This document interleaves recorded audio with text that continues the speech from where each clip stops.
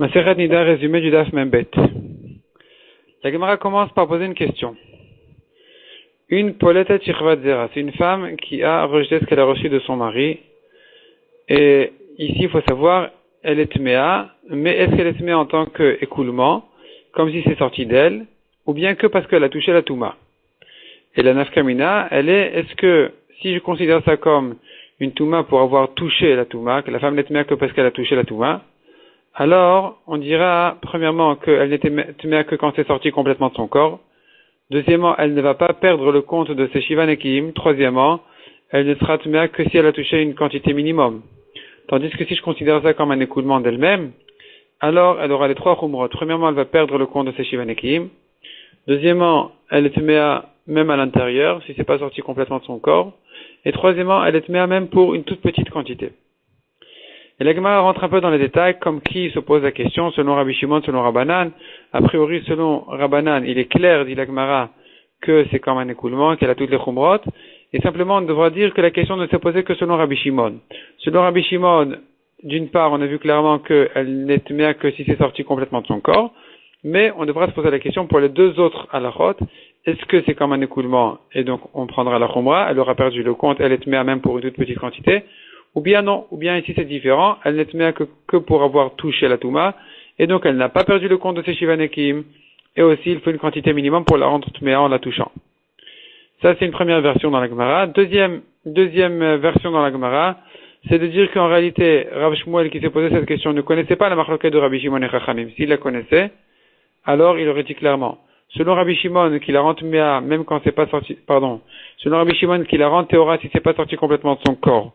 Donc, il considère que elle n'est tméa que pour avoir touché la Touma. Donc, c'est que quand elle sort complètement de son corps qu'elle est tméa.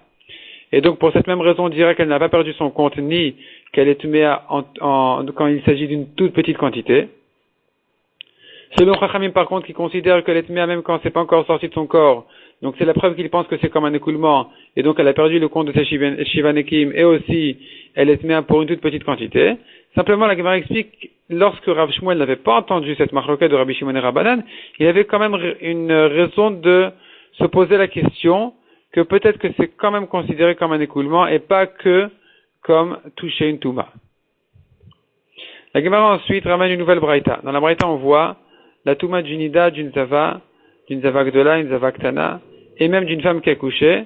Elle est non seulement dans le cas où c'est sorti complètement de son corps, mais même si c'est encore à l'intérieur de son corps, c'est pas sorti complètement. Comme on a vu dans le Bait Achitzon, dans le daf précédent, on a vu, c'est pas encore sorti complètement de son corps, c'est dans la pièce extérieure de son corps, elle est quand même tméa. La Gemara dit, je comprends Nida, je comprends Zava. Je comprends pas Yoledet. De quoi il s'agit dans Yoledet? De cette femme-là qui a couché, qu'est-ce qu'elle a vu? Elle a vu un sang pendant ses jours de Nida, elle est Nida, on a déjà dit. Zava, si c'est pendant ses jours de Zava, on a déjà dit que la Zava aussi elle est tméa à cet endroit-là. Donc pourquoi est-ce qu'on a eu besoin de parler ici de Yoledet? Répond la Gemara. La Gemara propose une première réponse qui est repoussée. Finalement, la Gemara dit non. Il s'agit ici que lorsque le sang va sortir de son corps, c'est là on dirait qu'elle est tméa. En réalité, c'est dire comme ça. Il s'agit d'une Yoledet qui a terminé ses jours de Touma. Elle est allée se tremper au mikvé. En descendant au mikvé, la Touma s'est déjà détachée de son origine. Elle a commencé à sortir, mais elle n'est pas sortie complètement. Elle s'est arrêtée au Beit Achitzon. C'est là on dira qu'elle est tméa lorsque la Touma va sortir complètement de son corps. Et j'aurais pu croire que quand elle s'est trempée au mikvé, ça purifiait sa Touma aussi. Kamash Malan que non.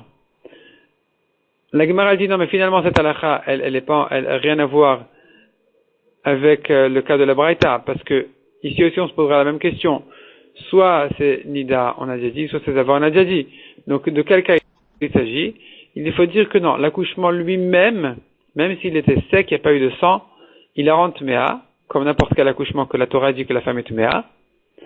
Et le ridouche, il est de dire que même si le bébé n'est pas sorti complètement, elle est quand même tméa. Du moment qu'il est sorti de la matrice, elle est déjà tméa. La Gemara ramène là-dessus quelques halachot, quelques exemples, que c'est comme ça, la halakha, que c'est considéré déjà comme une naissance.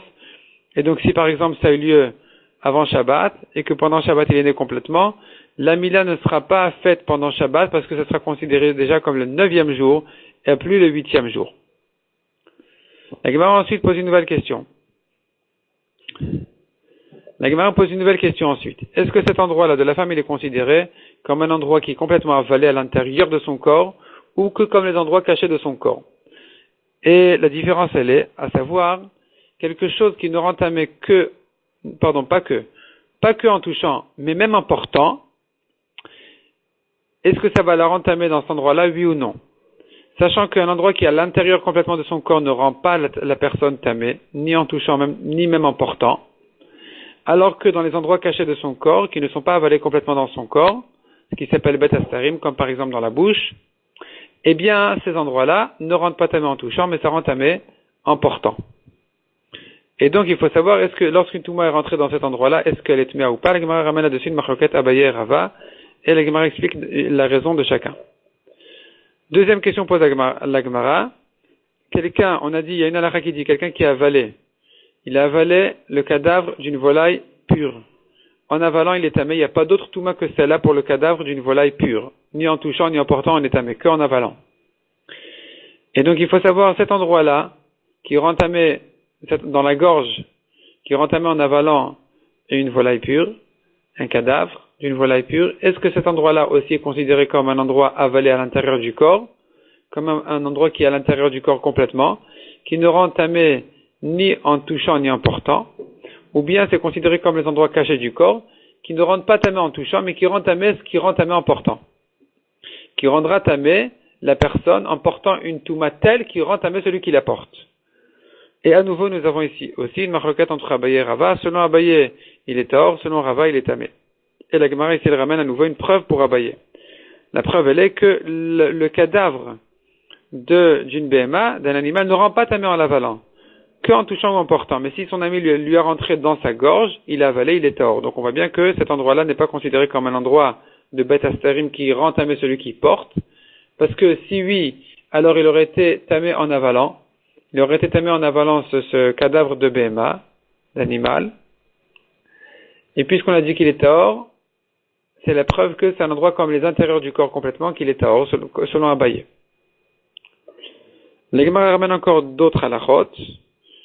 Les plis de la personne, comme par exemple sous ses bras, les endroits pliés dans le corps de la personne, ils sont considérés aussi comme Bet Astarim, qui veut dire que si là-bas se trouve donc un shéretz, alors il sera tahor, parce que le shéretz ne rend tamé qu'en le touchant, pas en le portant.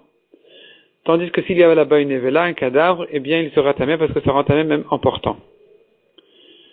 Autre halakha dit la Gemara, celui qui est rentré ou qui a rentré une partie de son corps, alors que dans les plis de cette partie-là de son corps, il y avait un shéretz mort, et il a rentré ça dans un four en argile, le four est tamé. J'aurais pu croire que la Torah ne l'a rendu tamé que si la touma est rentrée directement dans le four, mais pas dans quelque chose qui est rentré dans le four, kamash malan que dans ce cas-là aussi c'est tamé. Le seul cas où ce sera tahor, c'est si le récipient est rentré dans le four alors qu'il dépasse du four et qu'il est ouvert au-dessus du four et que le shéretz est à l'intérieur du récipient qui est rentré dans le four. C'est là on dira la Torah n'a rendu tamé que si la touma est rentrée dans le four directement, mais pas si elle est rentrée dans le récipient qui est lui-même rentré dans le four. Dans ce cas-là, le récipient sera tamé, éventuellement, mais le four sera tahor.